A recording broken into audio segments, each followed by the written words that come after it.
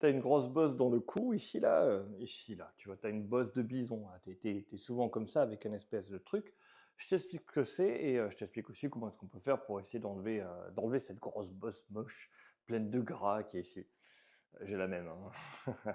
Donc tu vois là, tu as les vertèbres et là tu as des genres d'épineuses, c'est ce qui part derrière les vertèbres. C'est normal, c'est pour tenir et tu as les muscles qui s'attachent dessus, ceux qui tiennent les érecteurs du rachis, ceux qui tiennent la colonne vertébrale.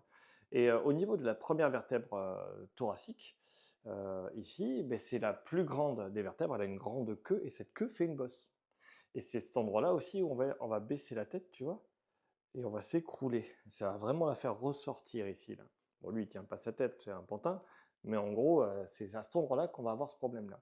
Et ben, comment est-ce qu'on fait pour enlever la bosse de bison?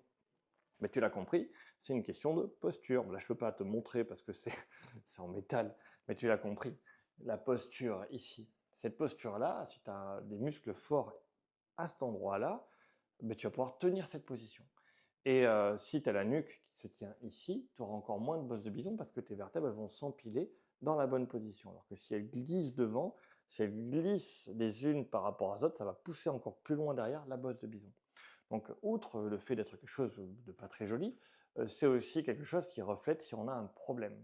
Dans mon cas, moi, j'ai une bosse de bison qui est quand même assez prononcée, pour une raison qui est simple, c'est que j'ai une scoliose.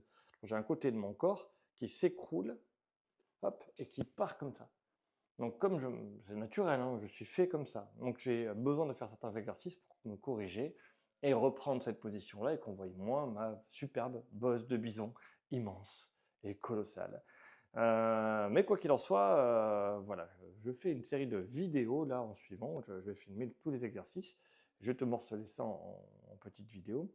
Dis-toi que si tu connais mes exercices, celui que j'aime bien, c'est la balle dans le dos.